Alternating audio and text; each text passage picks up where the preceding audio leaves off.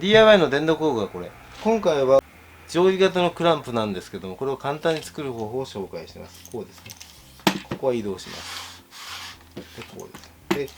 で今まで一応このようなクランプを今まで紹介してきたんですけども、ここ熱いですよね。熱いので、これも熱い、そこそこ熱いですね。でこれも熱いです。ここは。でこれは 12mm でやってますので非常に薄いです。固定部分を入れ替えるようにしていますので、こうですね。このようになります。こうなりますとこうなります。ベタッとつきますので、こうですね。ここでやることができます。もう一つはこうですね。この2つの作り方を紹介します。材料の紹介です。材料は今回はパイン集成材をメインに作ります。18mm 厚のパイン集成材で 72mm で長さは 840mm あります。60センチのものが挟めるようにしますので、あとはこれですね。あとはもう端材なんですけども、これは 12mm 厚のパイン集成材ですね。このように3つ使います。固定する部分を2つ作りますので、こことこれがこうですね。8mm 厚の合板ですね。これは 4mm 厚のシナベニヤ板です。ノブですね。ノブスター。六角ボルトです。8mm で長さが 100mm です。T ボルトですね。T ボルトがいるんですけど、必要なんですけども、このような T ボルトは Amazon で売ってますけど、これ結構かなり高いんですよね。10本で1700円とかします。ので、これよりもちょっと頑丈に作りたかったので、今回、この以前紹介したこの中国製のクランプなんですけども、ここですね。これが非常に頑丈なので大きいです。大きいですよね。で、これを使うことにしました。でこれは1つ250円くらいで、4個で1000円くらいで売ってますので、今回この中のこれを使います。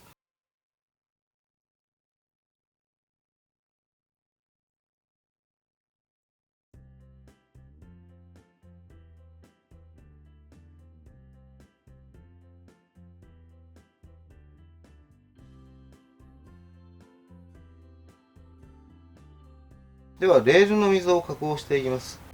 この T ボルトは大きいですよね。大きいですので、キーホールビットを使いますけども、1回では当然無理ですので、先に加工しておきます。で、両方にこう広げながら加工することにします。ここから加工しますけど、溝はここからここまでです。ここ手前ですね。ここで止めます。ここでストップです。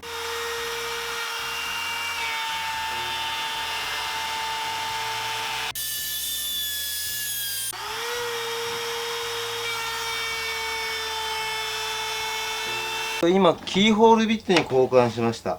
でこのキーホールビットはこちら側を加工すると非常に危険です。こちらを加工します。挟み込む形になりますので、こちらを加工して、こちら側は反対側にして加工することにします。挟み込む形になる加工は非常に危険ですので、こちらを加工します。今度はこちらはここですね。こちら側からやります。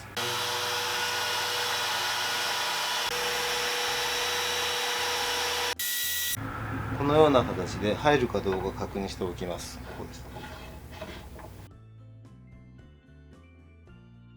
高ナットは 8mm で3センチを 30mm の長さのものです。こうなります。で、ここにこのようになります。このようになります。ここに埋め込みます。埋め込みますので、こちらは深く埋め込んで、こちらを浅く埋め込みます。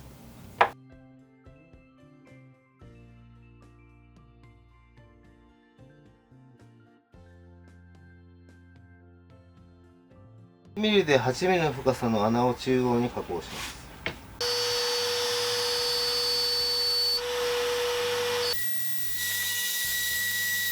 はい、これが8ミリ。ボルトがここに埋まり込むようにここを加工します。幅約15ミリで深さ11.5ミリです。ここなんですね。ここです。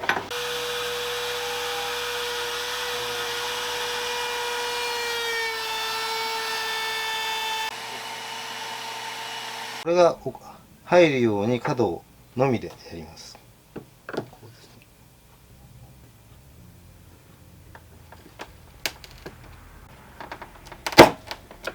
こうです。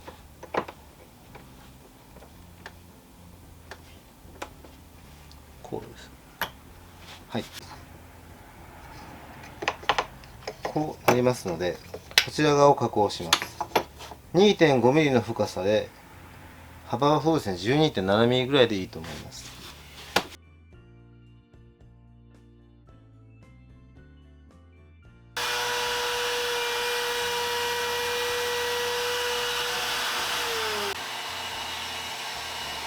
同じようにのみで加工しました。で、こうなりますね。こう。で、こう。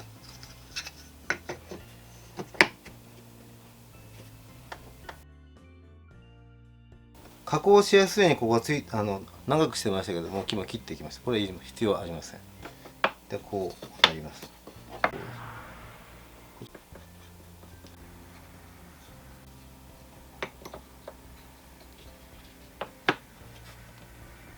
こうですね。ちょっと止めて、こう見て、で、これでしばらく乾燥させます。スレッドで固定しておきます。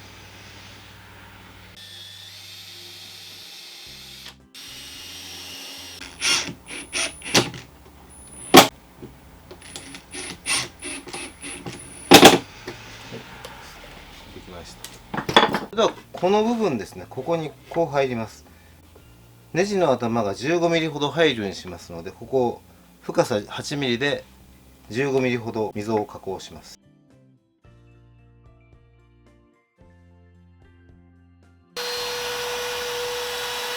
そうですね。このパーツですけども、こうなります。で、このままではこう落ちますので、下からこれアクリル板なんですけども、こうネジで固定します。で、ここに穴を開けます。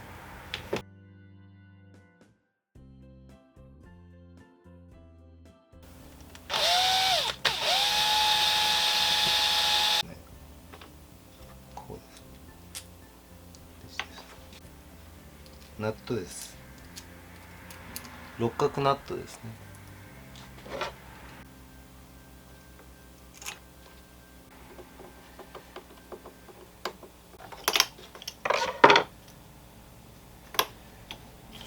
このようになりました。で、こちらですね。ここですね。こう入ります。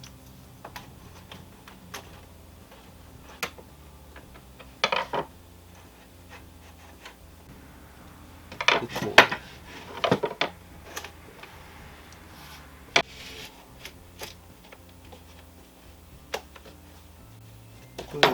こうですね。これで落ちませんね。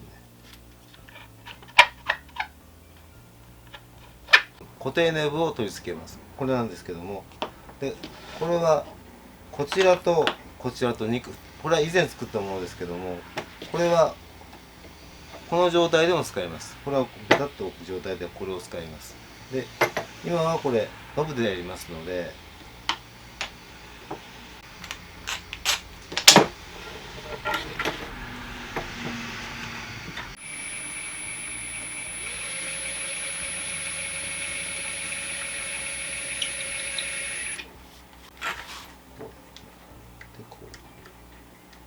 で、こうで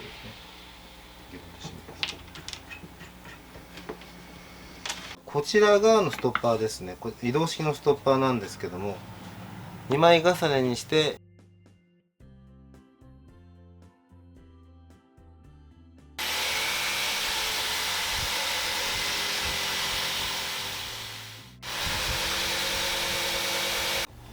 このようにくり抜きました。で、これとこれをくっつけます。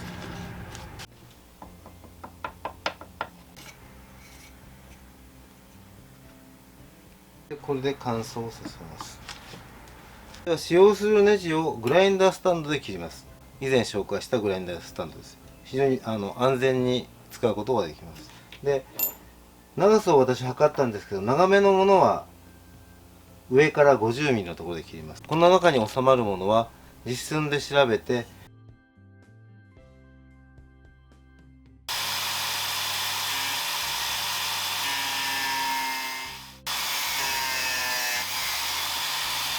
ストッパーは2種類作りましたので、 T ボルトが入る穴を開けます。でこれ 8mm なので 8mm の穴をネジが干渉しないところですね、回せるところですので、適当でいいと思いますけど、このくらいだったら干渉しませんので、ここに開けます。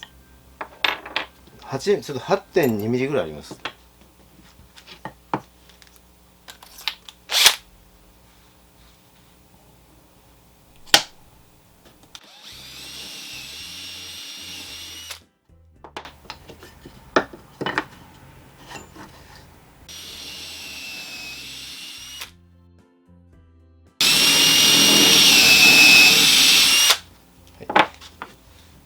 はい、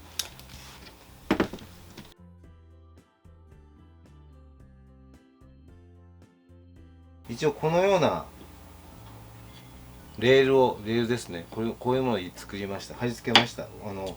一応この溝に合うようにしています。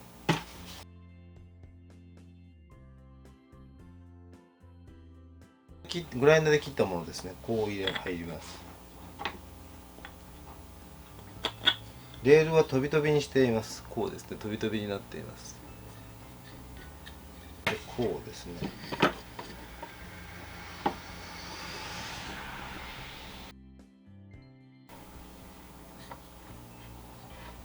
このように貼ります。でここで同じものです。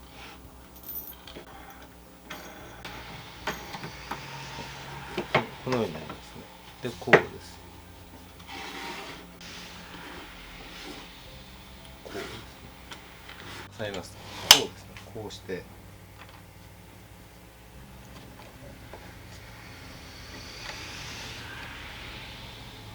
でこちらですね、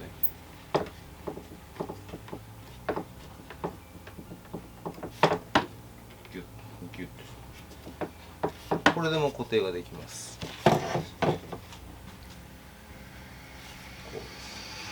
こちらがペタッとこう密着させるタイプのものですね。でこうなります。かなり短く切ってます。実寸で合わせて切っています。こう、こう入る。こうなります。でここですね、こう。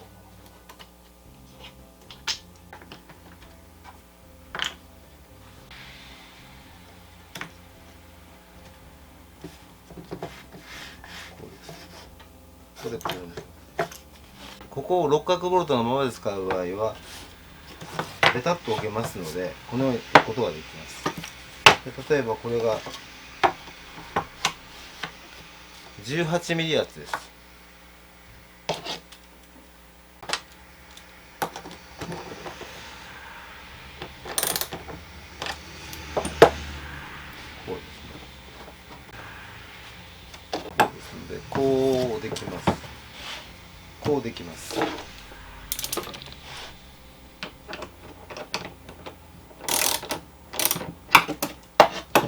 これでも加工ができます。こうです。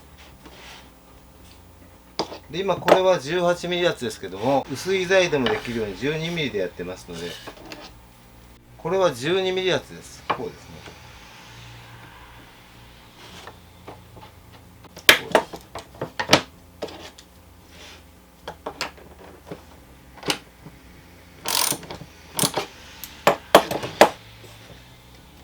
このようにできますね。 12mm 厚でもぐっと押さえつけて、ここで加工ができます。ではこれは使用例ですね。この下に出てるやつですね。この下にあるものです。この場合はこのようなでこう使えますので、ここでこうやりますね。でこうですね。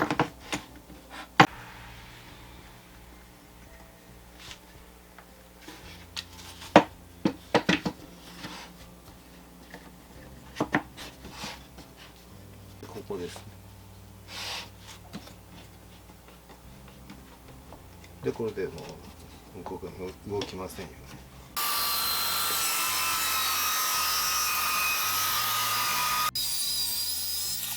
このような長さの場合です。これはこうするとこうなりますよね。合わせづらいですよね。こちらのものを使います。こうするとこうですよね。でここはこうギュッと止められます。こう合わせます。こうですね。これ大丈夫です。これでもがっちりと止まってますよね。こ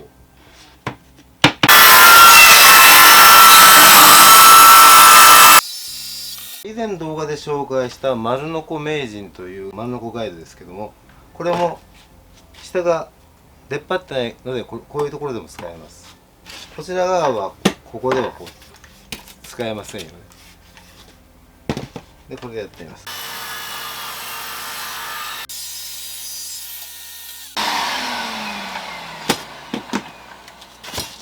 こうですね。トリマー加工の使用例ですね。ここがもうくっつきますので。